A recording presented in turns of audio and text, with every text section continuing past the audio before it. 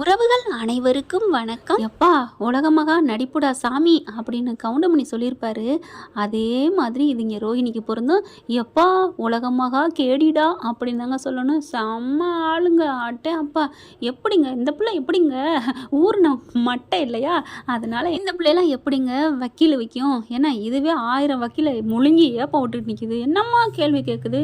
வக்கீலம்மாவுக்கே வேர்க்க வைக்குதுன்னா பார்த்துக்கங்களேன். டஃப் கொடுத்து வித்தியா போய் சொல்லுது. மணி வந்து பணம் வாங்கிட்டு போய் சொல்கிறாரு அப்படின்னு திருப்பி விட்டுருச்சு. சரி பணம் கொடுத்ததுக்கு மனோஜ் அப்போ தாங்க உளர்றான். இங்கே பாருங்க மேடம் அப்படின்னு வக்கீல்கிட்ட குசு குசுன்னு சொல்ல, அதுக்கப்புறம் விவரத்தை சொல்கிறாங்க வக்கீல். அப்புறமா ஆதாரம் இருக்கான்னு நீதிபதி கேட்குறாங்க. எங்கள் இதில் வச்சுருக்கோம், கடையில் சிசிடிவி கேமரா இருக்குது, அதை நாங்கள் கொடுக்குறோம் அப்படின்னு சொல்ல, அதை நாளைக்கு வந்து அடுத்த ஹியரிங்கில் கொடுங்க அப்படின்னு சொல்லிட்டு கேஸை முடிச்சிடுறாங்க. அடுத்து எல்லாம் ஒரே பரபரப்பு. வெளியில் வந்தால் அட பாவி பாவின்னு மனோஜை போட்டு கும்மாங்குத்து குத்துது ஆத்தாக்காரி. ஏன்டா அப்படி பண்ண, எதுக்குடா அப்படி பண்ண அப்படின்னு சொல்லிட்டு, இல்லைம்மா அது வந்துமா கிளைண்ட்டுக்கு கொடுக்குன்னு சொல்லிட்டு கேட்டாமா, அதுக்காக நான் ஃபோனை கொடுத்துட்டேம்மா. இப்படியாடா ஃபோனை கொடுப்பேன்? சரி அவள் என்ன அனுப்புனா ஏது அனுப்புனா வாங்கலையா பார்க்கலையா, நான் அங்கிட்டு திரும்பிக்கிட்டு இருந்தேன் உன் மூஞ்சியை திருப்ப அப்படின்னு போட்டு அலப்புறாங்க. அப்படியே ரோஹிணி பார்க்குது, கை கட்டி சிரிக்குது. பார்க்குறாங்க முத்துவையும் மீனாவையும். என்ன அவன் மண்ணக்கவை பார்க்குறீங்க அப்படிங்கிற ஸ்ருதி வந்து, சூப்பர் ரோஹிணி எவ்வளோ அழகாக பேசுனீங்க தெரியுமா, பிரில்லியன்ட்டு, உங்களை நான் பாராட்டி ஆகணும் அப்படிங்கிற விஜய் அப்படியே முறைக்க, இல்லை ஆண்டி ஒருத்தவங்கள்ட்ட இருக்க திறமையை பாராட்டணும், அப்ரிஷியேட் பண்ணணும் அப்படிங்கிற ரோஹிணி அப்படியே பார்க்குது. மீனா வந்து சொல்கிறாங்க, ஏண்டி உன்னை கொடுமைப்படுத்தினாங்களா? என்ன வேணால் கொடுமைப்படுத்திருக்கலாம், ஆனால் உன்னை எப்படி தாங்கினாங்க மகாராணி மாதிரி அப்படின்னு சொல்ல, எவ்வளோ அடி வாங்கியிருக்கேன், நீனும் அடி வாங்கியிருக்க, இல்லை அடி வாங்கின உன் புருஷனை விட்டுருவானா அப்படின்னு சொல்லிட்டு, என்னை நீங்கள் யாரும் அசைக்க முடியாது. மனோஜ் வராரு. என்று எப்படி நானும் அடி 10,000 பணம் அனுப்பினேன் மணிக்கு, நீனா அனுப்பி விட்டு ஏன் இப்படி பண்ணுற, ஃப்ராடு இப்படிலாம் ஃப்ராடு பண்ணால் உங்க கூட எப்படி வாழ்வேன்? மனோஜ் இன்னும் நான் எவ்வளோ ஃப்ராடுத்தனம் பண்ணாலும் உன்னை எப்படி மயக்கிறது, இல்லை எப்படி மடக்கிறதுன்னு எனக்கு தெரியும். வட்டாட பேபி அப்படின்னு கன்னத்தில் தட்டிட்டு போகிறாங்க. தட்டு நகையோட அப்படின்னு சிலுக்குது மனோஜுக்கு. பாவி ஏன்டா அவள் தொடுறா, கையை பிடிச்சதுங்க. அம்மா கோர்ட்டில் அதெல்லாம் சொல்லக்கூடாதுமா அப்படின்னு சொல்கிறாங்களா. அடுத்து முத்து மீனா பார்க்குறாங்க, நாங்கள் எவ்வளோ கஷ்டப்பட்டு பண்ணணும், இப்படி போயிடுச்சே அப்படின்ட்டு. ஆமாம் நண்பனாவே முருகனை பிடிச்சி திட்டுறாங்க. நான் என்னென்ன பண்ணுவேன், அவள் எப்படி மடக்கிறா பாரு, அதுக்காண்டி எங்கள் அண்ணன் சொன்னால் எல்லாம் செய்வேன்னு சொன்னால் நான் இதெல்லாம் செய்ய உண்மைதான் அப்படின்னு சொல்லியிருக்கலாம்ல, நான் சொன்னால் எங்கே கேட்க முடியும், எனக்கு பயமாக இருக்குது அப்படின்னு முருகன் சொல்ல, வித்யா பார்க்குது. அவளை பற்றி எனக்கு தெரியுமே, அவள் என்ன வேணாலும் பேசுவான்னு, ஏது பொய், எல்லாரும் பொய், ஆனால் அவள் மட்டும்தான் உண்மைங்கிற மாதிரி பேசுகிறா. இது எங்கே போய் முடிய போகுதுன்னு தெரியலன்ட்டு எல்லாம் வீட்டுக்கு போகிறாங்க. ஷோரூமுக்கு போகிறாங்க. அடுத்து போய் பார்க்குறாங்க, கேமரா எடுத்து வேகமாக டயத்தை பார்க்குறாங்க. பார்த்தா ஃபுல்லாக ஒர்க்கில் இல்லாமல் இருக்குது. ரோஹிணி வர்றதுக்கு முன்னாடி ஆஃப் பண்ணிட்டு தாங்க வந்திருக்குறாங்க. ஐயோ எதுவுமே இல்லையே அப்படின்னு மனோஜ் துடிக்கிறாங்க. என்னடா பண்ணி வச்சுருக்குற அப்படின்னு சொல்லி முத்து கத்துறாரு. இல்லை முத்து, நீ படிச்சேன்னு சொல்லிட்டு அறிவாளின்னு சொல்லிட்டு போய் முட்டிக்கடா. ஐயோ என்ன பண்ணுறது, கரெக்டாக பாரலம்மா எல்லாத்தையுமே பண்ணியிருக்காளே, இப்போ என்ன பண்ணுறது? ஆதாரம் கேட்பாங்களே, ஒன்றும் பண்ண முடியாது, எல்லாம் பொய் சாட்சின்னு தான் வரும். சரி விட்றா, இந்த சாட்சியில் எனக்கு கேஸ் தீர்ப்பா போகுது, அது ஒன்றும் நடக்காது, அவள் என்ன வேணாலும் பண்ணுவா, எனக்கு அவ்வளோதான் அப்படிங்கல. அப்போ நீ பார்லாமோட வாழ்ந்துக்க, வா மீனா வா போவோம் அப்படின்னு கூப்பிட. டே முத்து ஏன்டா அப்படிலாம் பேசுகிற? ஏண்டாண்ணா ஃபோனை யாராவது அடுத்தாள்கிட்ட கொடுப்பாங்களடா, அதுவும் பணம் அனுப்புறதுக்கு உன் நம்பர் எல்லாம் தெரியும், 10,000 10 லட்சம் அனுப்பியிருந்தா என்னடா பண்ணுவேன்? என்கிட்ட 10 லட்சம் அக்கௌண்ட்டில் இல்லை 6 லட்சம் தானே இருக்குது, அப்போ 6 லட்சம் போனால் பரவாயில்லையா? ஆமாம்ல. ஐயோ இப்படி ஒரு முட்டாளை எங்கள் அம்மா அறிவாளின்னு சொல்லுது பாரு. டே முத்து அப்படிலாம் என்ன திட்டாதடா அப்படின்னு சொல்லிட்டு செம்ம காண்டாகிறாரு. இப்போ என்ன பண்ணுறது, அடுத்ததுக்கு ரெடி பண்ணணும் போ அப்படின்னு சொல்லிட்டு வாமினா அப்படின்ட்டு போகிறாங்க. மனோஜ் அப்படி தொங்கி போயிருக்கான். வீட்டுக்கு வரான். வந்ததுக்கப்புறம் அவங்க அம்மாவுக்கு எல்லா விவரமும் தெரிஞ்ச கையோட போட்டு தாக்குது. ஏன்டா இப்படி பண்ணிட்ட, யாராவது ஃபோனை கொடுப்பாளா, அவகிட்ட நீ ஃபோனை கொடுப்பியாடா, என்ன ஒரு முட்டாளாடா நீ அட்டி முட்டாளாடா, ஐயோ நான் முட்டாளை போய் இத்தனை பெற்று வளர்த்துருக்கேன்னு 1000 வாட்டி சொல்லு. அம்மா என்னம்மா அறிவாளின்னு சொல்லிட்டு இப்போ முட்டாள் நீயே சொல்கிற அப்படின்னு புலம்பித்தல்ல. அப்புறம் என்ன சொல்கிறது அப்படின்னு அடிக்கிறாங்க. அடுத்து வீட்டுக்கு போயிட்டு பார்த்தீங்கன்னா சிந்தாமணிகிட்ட சொல்லி செம்மையாக நக்கல் பண்ணி சிரிக்கிறாங்க. எப்படி என்கிட்டே பேசுனா நான் விட்டுருவேன்னா என்ன, கண்ணில் விரலை விட்டு ஆட்டிட மாட்டேன் அப்படின்னு ரோஹிணி சொல்ல, அம்மாடியோ ஆத்தாடி இவகிட்ட பார்த்துருக்கணும் போல இருக்கே, நானே ஒரு கில்லாடினா இவ 10 சிந்தாமணியாக இருப்பா போல இருக்கே, உஷாராயிருடி அப்படின்னு மனசில் நினச்சிட்டு, சரி கண்ணு நீ பார்த்துக்கோ நான் கிளம்புறேன், நானும் தான் வெளில வரணும் ஆண்டி அப்படின்னு சொல்லிட்டு அவங்களும் வெளில கிளம்பி போகிறாங்க. வெளில வேலை விஷயமா போயிட்டு வந்துட்டு இருக்கல கரெக்டாக மகேஷை பார்க்குறாங்க. அவங்க வீட்டு பக்கத்தில் தாங்க. பார்த்துட்டு மகேஷ் ரோஹிணி அப்படின்னு சொல்லி பேசுகிறாங்க. சாரிடி என் வீட்டுக்காரர் உன்னை தங்கக்கூடாதுன்னு சொல்லிட்டாடி, ஆனால் எனக்கு அப்போலாம் எந்த எண்ணமும் இல்லடி, உன்னை வச்சுக்கத்தான் ஆசை அப்படிங்கிறாங்க. எனக்கு தெரியாதா மகேஷ், வித்யா தான் எனக்கு துரோகம் பண்ணிட்டா, ஆனால் நீ நல்ல ஒரு ஃப்ரெண்டுன்னு எனக்கு தெரியும்ப்பா, என்ன தப்பாக நினைக்கல, நான் தப்பாக நினைக்கல அப்படிங்கிறாங்க. ஆனால் வித்யா என்ன பண்ணா தெரியுமா, என்ன அப்படிங்கிற எல்லா விஷயத்தையும் சொல்கிறாங்க ரோகிணி. ஆனாலும் இப்படி வித்யா மாறுவான்னு நான் நினைக்கவே இல்லையே ரோகிணி அப்படின்னு பேசிட்டு, சரி நான் ஒரு ஃபங்க்ஷனுக்கு கிளம்பணும் வரட்டுமா அப்படின்னு சொல்லிட்டு, என்றைக்குமே நான் உனக்காக இருப்பேன்டி, நீ எதுவும் மாறிட மாட்டிய மகேஷ், என்ன ரோகிணி என்ன பார்த்து இப்படிலாம் பேசுகிற அப்படின்ட்டு போயிடுறாங்க. ரோகிணியும் போயிடுது. வீட்டுக்கு போயிட்டு ஃபங்க்ஷனுக்காண்டி ரெடி ஆகுறாங்க. பட்டு புடவைலாம் கட்டுறாங்க. புருஷனும் வந்துடுறாரு. வந்ததுக்கப்புறம் என்னம்மா இன்னும் ரெடி ஆகலையா? இதோ ரெடி ஆகிட்டுங்க, இந்த நெக்லஸ் எங்கே வச்சேன்னு தெரியல, காணோம், அதான் தேடிக்கிட்டு இருக்கேன் அப்படின்னு தேடிட்டே இருக்காங்க. அங்கிட்ட எங்கிட்ட சொல்லிட்டு அப்படியே பார்க்குறாங்க. இந்த இருக்குது அப்படி சொல்லி எடுத்துக்கிறாங்க. அதுக்கப்புறம் வளையல் வச்சேன், வளையலை காணோம், என்ற 2 வளையலை காணுமே அப்படின்னு வளையலை தேடுறாங்க. பார்க்குறாங்களா, ஐயோ காணுங்க, வளையலை காணோம், வளையலை எங்கே போச்சுன்னு தெரியலையே அப்படின்னு சொல்லிட்டு தேடுறாங்க. வளையல் எங்கே போச்சு, வளையல் எங்கே போச்சு அப்படின்னு சொல்லிட்டு இருக்கல, யார் எடுத்துருப்பா, ஏங்க காணுமே, பாருப்பா எங்கே பாருக்கு போது வீடு ஃபுல்லாக தேடுறாங்க. காணோம். நம்ம வீட்டுக்கு யார் வந்தா போனா, நம்ம வீட்டுக்கு யாருமே வந்ததில்லையே, நல்லா யோசிச்சு பாரு, யார் வந்திருப்பா, யார் வந்தா, கொஞ்ச நாளைக்கு முன்னாடி ரோஹிணி தான் நம்ம வீட்டில் இருந்தா, அவங்க அம்மா எல்லாருமே இங்கே தான் இருந்தாங்க, அப்புறம் வேற யாரும் வரல, அப்போ அவள் தான் எடுத்துருக்கணும். ஏங்க அப்படிலாம் இல்லைங்க, என்ன அப்படிலாம் இல்லைன்னா உன் ஃப்ரெண்டு என்ன களவாங்க மாட்டான்னு நினைக்கிறியா, அவங்க வீட்டில் தான் 2 லட்சத்தை எடுத்தான்னு சொல்கிறாங்களே, அதுவும் பார்வதி வீட்டிலலாம் எல்லா கதையும் தான் எனக்கு தெரியுமே, என்ன மகேஷ்? தெரியுங்க, ஆனால் என் வீட்டில் என்ன, என் வீட்டில் உன் வீட்டில் காசு தேவையானவங்க என்ன வேணாலும் பண்ணலாம், அதுவும் கேவலமான மனசு உள்ளவங்க, புரியுதா? இப்போ என்னங்க பண்ணுறது, அவள்கிட்ட எப்படி கேட்குறது ஒன்றும் புரியலையே. நம்ம வாசலில் வச்சுருக்கோம்ல கேமரா, அதில் போய் பார்ப்போம். நம்ம வீட்டுக்குள்ளே இல்லைன்னா என்ன, வெளியில் ஏதாவது தெரியும்ல, வெளியில் எப்படிங்க அவள் வீட்டுக்குள்ளே எடுத்து உள்ளுக்க வச்சுட்டு போயிருப்பா, அடி வா போய் பார்ப்போம் அப்படின்னு வேகமாக போயிட்டு வெளியில் ஒரு கேமரா வச்சுருக்காங்க, அதை எடுத்து பார்க்குறாங்க. பார்த்தா கரெக்டாக அந்த பிள்ளை வெளியில் போயிட்டு உள்ளுக்குள்ளே வச்சுருதுங்க அந்த வளையல் 2ஐயும். அது கரெக்டாக இருக்கா இல்லையான்னு மறுபடியும் பார்த்து அந்த சட்டைக்குள்ளே வச்சு அதை எடுத்து, அதாவது சுடிதாருக்குள்ள வச்சுக்கிறாங்க இல்லையா, அதை எடுத்து மறுபடியும் ஹேண்ட்பேக்கில் எடுத்து வைக்கிது. வெளியில் போய் யாரும் இல்லைன்னு நினச்சிட்டு கரெக்டாக அங்கிட்ட திரும்பி பார்த்துட்டு வேகமாக அங்கேருந்து ஓடிடுது. அடி பாவி, நீ இவ்வளவு கேவலமானவடி, உன்னை போய் நான் நம்பினேன் பாரு, அப்போவே வித்யா சொன்னா இவளை நம்பாதன்னு கேட்டேனா, இப்போ என்னங்க பண்ணுறது, ஒன்றும் புரியல, வாங்க முதல்ல உடனே போய் கம்ப்ளைண்ட் கொடுப்போம் அப்படிங்கிறாங்க.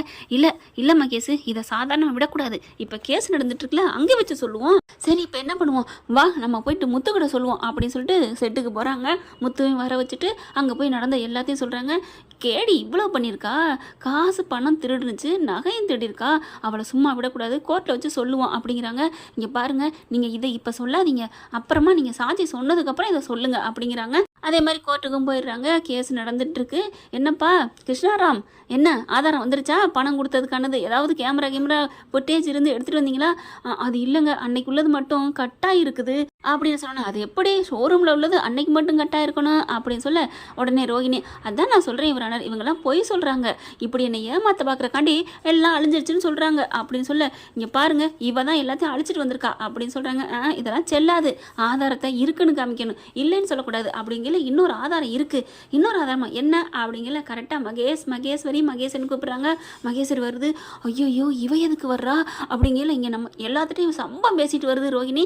இன்னைக்கே எனக்கு எல்லாம் கிடச்சிரும், மனோஜோட நான் சேர்ந்து வாழ்ந்துருவேன் அப்படின்னு பேசிட்டு வருதா. இங்கே பார்த்தா மகேஷை பார்த்தோன்னா அப்படியே, என்ன இவனும் சொல்லிடுவாளா, இவ வர்றான்னு தெரிஞ்சுதான் ஏதாவது பேசியிருக்கலாமே, யோசிச்சிருக்கலாமே, இப்போ எனக்கு மூளை பிளாங்காக இருக்கே, என்ன யோசிக்கணும் ரோஹிணி, என்ன இவட்டையும் காசு கொடுத்து வாங்கிட்டான்னு சொல்லலாமா, சொல்ல முடியாது, இல்லை இவ என்ன சொல்ல வரான்னு பார்ப்போம், அதுக்கப்புறம் பேசுவோம் அப்படின்னு பட்டையை தீட்டிக்கிட்டு இருக்குதுங்க மூளையை ரோஹிணி. அதுக்கப்புறம் கூண்டில் ஏறி பேசுகிறாங்க. என்ன விஷயமா சொல்லுமா அப்படிங்கிறாங்க. ரோஹிணி இப்படி இருப்பான்னு நான் நினைக்கவே இல்லை அப்படின்னு சொன்னோன்னே ரோஹிணிக்கு உதார விடுது.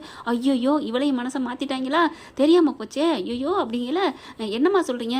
ஆமாங்க யுவரானர், போன ஹேரிங்கில் வித்யா ப்ரௌன்மணி எல்லாரும் சாட்சி சொன்னாங்கல்ல, அது பூராத்தையும் இவ பொய்ன்னு சொன்னால, அது எல்லாம் உண்மைதாங்க அப்படிங்கிறாங்க. ரோஹிணிக்கு அப்படியே ஒரு ஹிண்டு கிடைக்கிது. வாட்டி வா, நீனே எனக்கு கொடுத்துட்டியா அப்படின்னு அப்படியே ஒரு மாதிரியாக சிரிக்க, அங்கே இல்லை முத்து மீனா ஸ்ருதிலாம் என்ன ஏதோ ஒரு மாதிரியாக பார்க்குது, ஏதோ திட்டம் தீட்டிட்டா அப்படின்னு யோசிக்கிறாங்க. இங்கே பார்த்தா எல்லாத்தையும் சொல்லிக்கிட்டு இருக்கு. அது எப்படி நீங்கள் போய் நீங்கள் உண்மையை சொல்கிறீங்க? ஆமாங்க எனக்கும் தெரியும், அவள் எல்லாமே மறைச்சி தான் கல்யாணம் பண்ணா அப்படின்னு சொல்கிறாங்களா. சொன்ன கையோட பார்க்குறாங்க. ஓ அப்படியா, இதோ வர்றேன் அப்படின்னு ரோஹிணி எந்திரிக்கிறாங்க. என்னம்மா நீ என்ன குறுக்கு விசாரிக்கிறியா அப்படிங்கிறாங்க.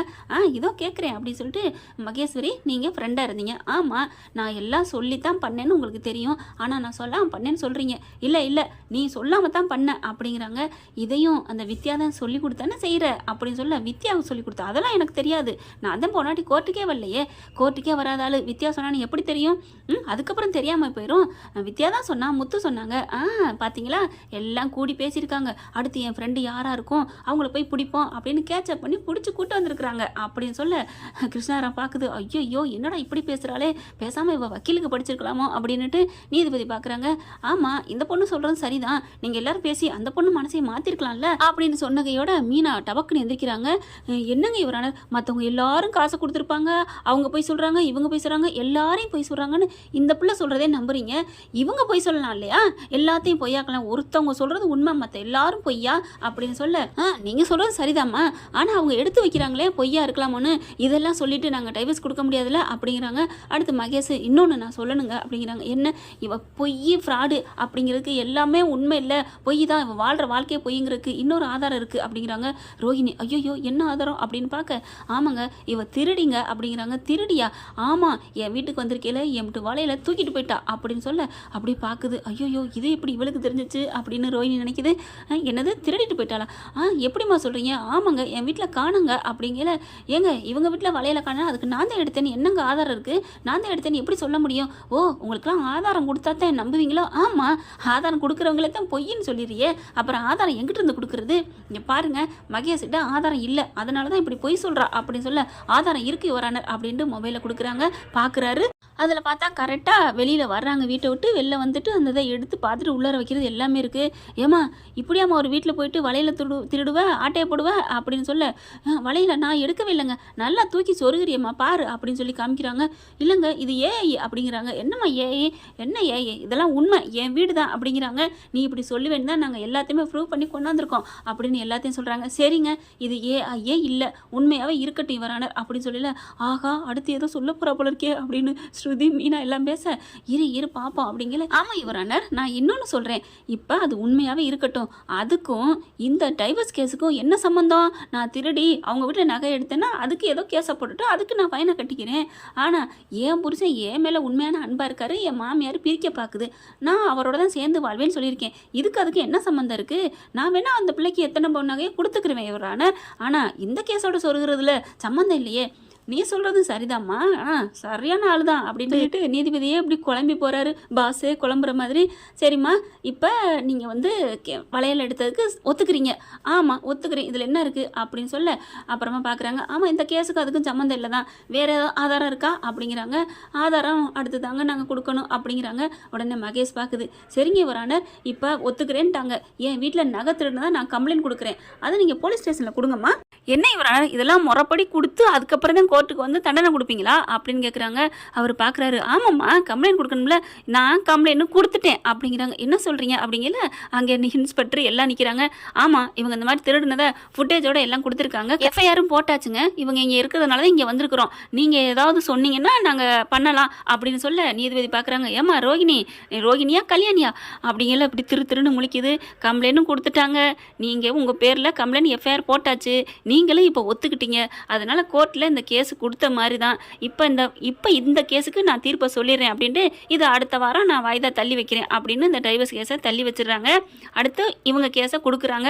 ஒரே இதில் ஒரே கல்ல ரெண்டு மாங்க மாதிரி இப்போ கேஸை கொடுக்குறாங்க. நீயே உண்மையை ஒத்துக்கிட்ட அப்படிங்கல. நான் வேணா வளையல் நான் கொடுத்துட்றேங்க அப்படிங்கிறாங்க. கொடுத்துட்றேன்னா எப்போ கொடுப்பேன்? நான் ஒரு வாரத்தில் கொடுக்குறேன். ஒரு வாரத்தில் கொடுப்பியா? அப்போ ஒரு வாரம் வரைக்கும் உள்ளார இருக்கிறியா? இல்லை யுவரானர் என் புள்ள கஷ்டப்படுவான். ஓ உன் பிள்ளை எத்தனை நாள் உன் கூட வச்சிருந்த மாதிரி பேசுகிற அப்படின்னு சொல்லிட்டு, இங்கே பாருங்க இவங்க கண்டிப்பாக எனக்கு ஒரு வாரத்துக்குள்ளே எனக்கு நகையை தரணும், அதுவும் இல்லாமல் சொந்த வீட்டில் திருடி இருக்கிறா, என் சொந்த ஃப்ரெண்டாக உயிராக நினச்சி அவளை வீட்டில் வச்சுருந்தேன், திருடி இருக்கா, அதுக்கு நீங்கள் தண்டனை கொடுக்கணும் யுவரானர் அப்படிங்கிறாங்க. அதனால் நீ கொடுக்குற வரைக்கும் அப்படின்னு சொல்லையில் நான் நாளைக்கே கூட கொடுக்குறேன். நீ நாளைக்கேலாம் சொல்ல முடியாதுமா, நீ ஒரு வாரம் சொல்லியிருக்க, நீ ஒரு வாரத்துக்கு நீ வந்து ஜெயிலில் தான் இருக்கணும், நான் தீர்ப்பு சொல்கிறேன் அப்படின்னு தீர்ப்பை கொடுத்துட்றாங்க. எப்படி அப்படிங்கிற மாதிரி மகேஷ் இறங்க. ஏண்டி பாவி ஏண்டி இப்படி பண்ண அப்படின்னு சொல்லல. என் வீட்டில் வந்து எனக்கே நீ நம்பிக்கை துரோகம் பண்ணி நகை எடுத்துகிட்டு போவ, நான் உன்னை சும்மா விடுவேனா? அதுக்கு நீ தனியாக சொல்லியிருந்தா நான் தந்திருப்பேனடி, அதுக்கு 4 வளையலாக கூட கொடுத்துருப்பேனே, ஏன் நான் என்ன உன்ன மாதிரி அல்ப ஆசையை அலையிறேன்னு நினச்சியா? எப்படி நம்பிக்கை துரோகம் பண்ண உனக்கு நான் மன்னிப்பேனா அப்படின்னு சொல்லிட்டு டக்குன்னு அங்கேருந்து கிளம்புறாங்க. மரியாதை போய் களி தின்ட்டு வாடி போடி அப்படிங்கிறாங்க. விஜயா பார்க்குது, மகேஷு அப்படின்னு சொல்லி கட்டி பிடிக்குது. ஒரு வாரம் அவளை உள்ளார வச்சது வரைக்கும் சந்தோஷம் அப்படிங்கிறாங்க. அதுக்கப்புறம் ரோஹினால் ஒன்றும் பண்ண முடியலை. நான் உள்ளுக்க போனதுனால நான் அப்படியே கிடக்க மாட்டேன் மனோஜ், நான் திரும்பி வருவேன், உங்ககிட்ட நான் வருவேன், வந்து வேட்டை ஆடுவேன் அப்படின்ட்டு போகுது. பப்பா அப்படின்னு சொல்கிறாங்க. அடுத்து மகேஷுக்கு ரொம்ப சந்தோஷப்படுறா, தேங்க்ஸ் சொல்கிறாங்க எல்லாருமே. அடுத்து ஒரு வாரம் கம்பி என்னது போகிறாங்க முத்துவும் மீனாவும். எப்படி ஜெயிலுக்கு வந்துட்டியா? அதுதான்டி கெடுவான்னு கேடு நினைப்பான். இங்கே பார், நான் வந்துடுவேண்டி, ரொம்ப பேத்திக்காதீங்க அப்படின்னு ரோஹினி சொல்ல, கடை உனக்கு இதுதாண்டி அழிவு ஆரம்பம் அப்படின்னு சொல்லிட்டு, என்ன சத்தியத்துக்கு உண்மைக்கு நீ வந்து எதிராக நிற்கிற, என்கிட்டே நீ வந்து தோக்கடிப்பியா என்னையவே அப்படின்ட்டு போகிறாங்க. அடுத்த வாரமும் அவங்க ரிலீஸ் ஆகிடுறாங்க. ஒரு வாரத்தில் நகையை வர கொடுக்கணும்னு சொல்லியிருக்காங்க இல்லையா, அதனால சிந்தாமணிட்டு போய் நிற்கிது, கையெழுத்து வாங்கிட்டு காசும் கொடுக்குது. அந்த காசை வச்சு வளையலுக்கு பத்தலை, அவங்க அம்மாட்ட கேட்டு அங்கே ஊரில் இருக்கிற கொஞ்சம் என்னென்னமோ வச்சுருக்காங்க இல்லையா, அதெல்லாம் விற்றுட்டு அந்த நகையும் கொடுத்துட்றாங்க. கோர்ட்டில் வச்சு தான் கொடுக்குறாங்க. அந்த கேஸு முடியுது. அடுத்து இப்போ என்னம்மா சாட்சி ஏதாவது கொண்டாந்துருக்கீங்களா டைவர்ஸ் கேஸுக்கு? இவங்க தான் எல்லா உண்மையும் சொன்னாங்கன்னு அப்படின்னு கேட்குறாங்க. இவங்க எல்லாரும் தவிக்கிறாங்க. நாங்கள் என்னங்க பண்ண முடியும், எங்கள் தரப்பில் எல்லாத்தையும் சொல்லிட்டோம், எல்லாமே இவள் பொய்ன்னு சொல்கிறாளே அப்படிங்கிறாங்க. ரோஹினி பார்க்குது, எல்லாமே பொய் தாங்க, நான் முன்னாடி இருந்த கேஸு எனக்கு முடிஞ்சு போச்சு, இப்போ எனக்கு டைவர்ஸு வேணாம் அப்படிங்கிறாங்க. அப்போ தான் கிருஷ்ணாராம் ஒரு பாயிண்ட் எடுத்து வைக்கிறாங்க.